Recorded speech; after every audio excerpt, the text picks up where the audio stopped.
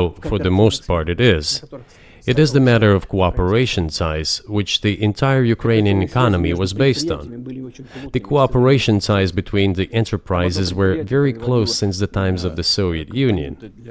One enterprise there used to produce components to be assembled both in Russia and Ukraine and vice versa. They used to be very close ties. A coup d'etat was committed, although I shall not delve into details now, as I find doing it inappropriate, the US told us. Calm Yanukovych down, and we will calm the opposition. Let the situation unfold in the scenario of a political settlement. We said, all right, agreed, let's do it this way. As the Americans requested, Yanukovych did use neither the armed forces nor the police, yet the armed opposition committed a coup in Kiev. What is that supposed to mean? Who do you think you are? I wanted to ask the then US leadership. With the backing of whom? With the backing of CIA, of course. The organization you wanted to join back in the day, as I understand. We should thank God they didn't let you in. Although, it is a serious organization. I understand. My former vis-a-vis in the sense that I served in the first main directorate, Soviet Union's intelligence service. They have always been our opponents. A job is a job. Technically, they did everything right. They achieved their goal of changing the government. However, from political standpoint, it was a colossal mistake. Surely it was political leadership's miscalculation. They should have seen what it would evolve into. So, in 2008, the doors of NATO were opened for Ukraine. In 2014, there was a coup. They started persecuting those who did not accept the coup, and it was indeed a coup. They created a threat to Crimea, which we had to take under our protection. They launched a war in Donbass in 2014 with the use of aircraft and artillery against civilians. This is when it all started. There is a video of aircraft attacking Donetsk from above. They launched a large-scale military operation, then another one. When they failed, they started to prepare the next one. All this against the background of military development of this territory and opening of NATO's doors. How could we not express concern over what was happening? From our side, this would have been a culpable negligence. That's what it would have been. It's just that the US political leadership pushed us to the line we could not cross, because doing so could have ruined Russia itself. Besides, we could not leave our brothers in faith, in fact, a part of Russian people, in the face of this war machine. But that was 8 years before the current conflict started. So what was the trigger for you? What was the moment where you decided you had to do this?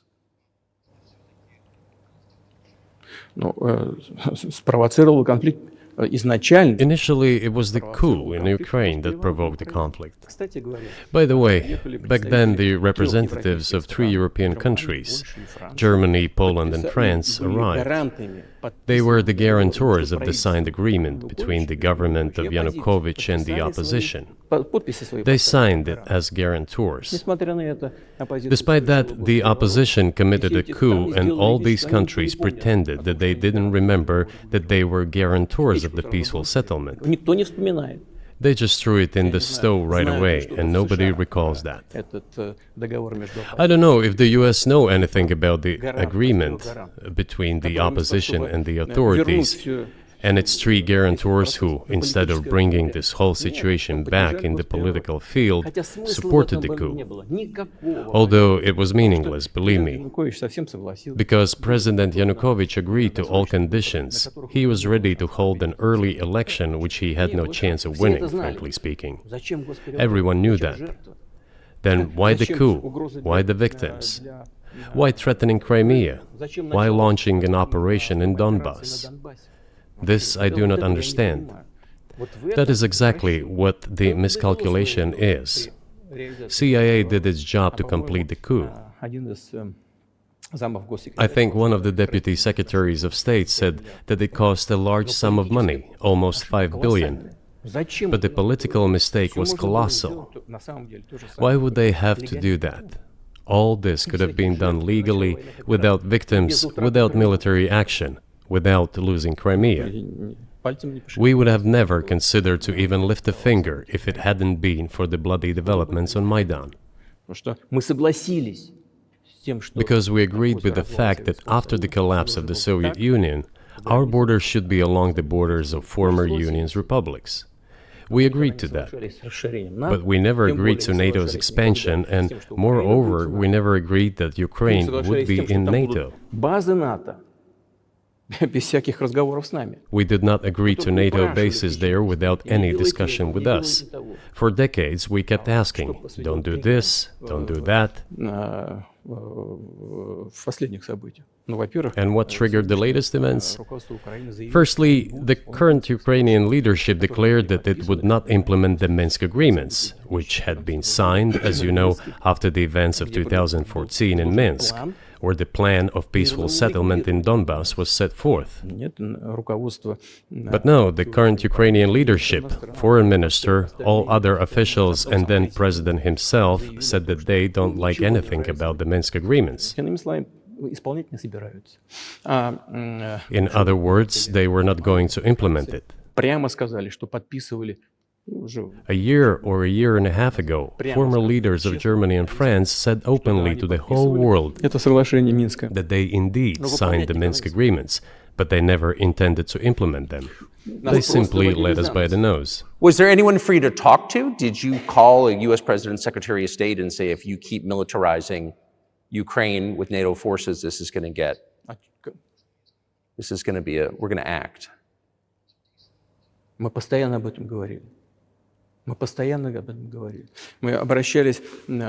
We talked about this all the time. We addressed the United States and European countries' leadership to stop these developments immediately, to implement the Minsk agreements. Frankly speaking, I didn't know how we were going to do this, but I was ready to implement them. These agreements were complicated for Ukraine. They included lots of elements of those Donbass territories' independence. That's true. However, I was absolutely confident, and I'm saying this to you now. I honestly believe that if we managed to convince the residents of Donbass, and we had to work hard to convince them to return to the Ukrainian statehood, then gradually the wounds would start to heal.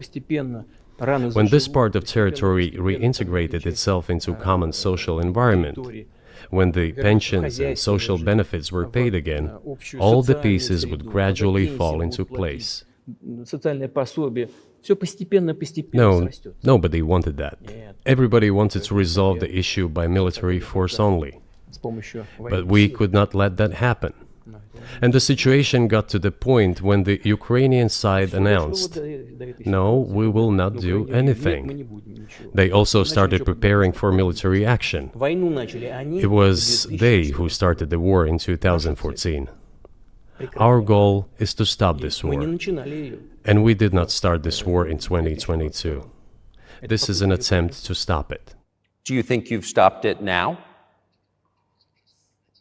I mean, have you achieved your aims? No, we haven't achieved our aims yet, because one of them is denazification. This means the prohibition of all kinds of neo-Nazi movements. This is one of the problems that we discussed during the negotiation process, which ended in Istanbul early this year.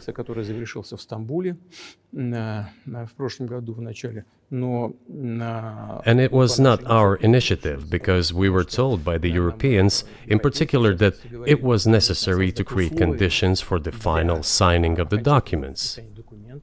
My counterparts in France and Germany said, how can you imagine them signing a treaty with a gun to their heads? The troops should be pulled back from Kiev. I said, all right. We withdrew the troops from Kiev. As soon as we pulled back our troops from Kiev, our Ukrainian negotiators immediately threw all our agreements reached in Istanbul into the bin and got prepared for a long-standing armed confrontation with the help of the United States and its satellites in Europe. That is how the situation has developed, and that is how it looks now. But what is, pardon my ignorance, what is denazification? What would that mean? What is... Да, вот я как раз хочу сейчас об этом сказать. Это очень важный вопрос. Денацификация. That is what I want to talk about right now. It is a very important issue. Denazification. After gaining independence, Ukraine began to search, as some Western analysts say, its identity. And it came up with nothing better than to build this identity upon some false heroes who collaborated with Hitler.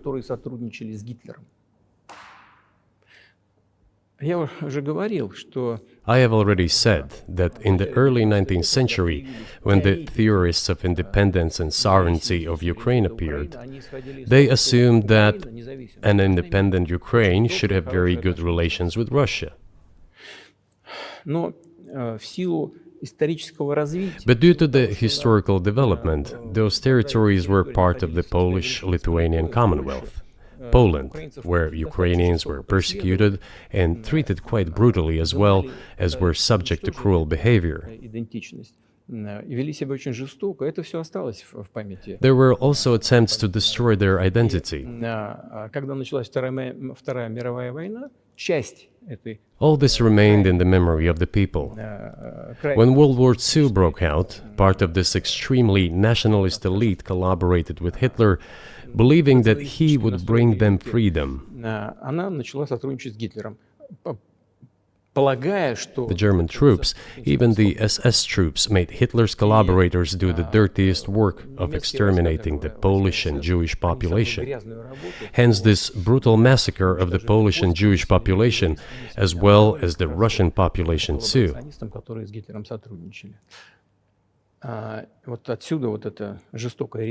This was led by the persons who are well known, Bandera, Shukevich. It was those people who were made national heroes. That is the problem. And we are constantly told that nationalism and neo-Nazism exist in other countries as well.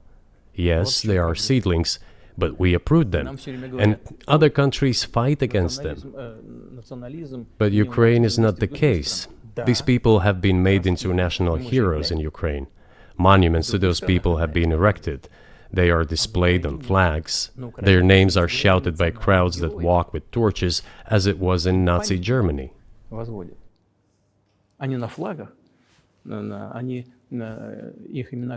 These were people who exterminated Poles, Jews, and Russians. It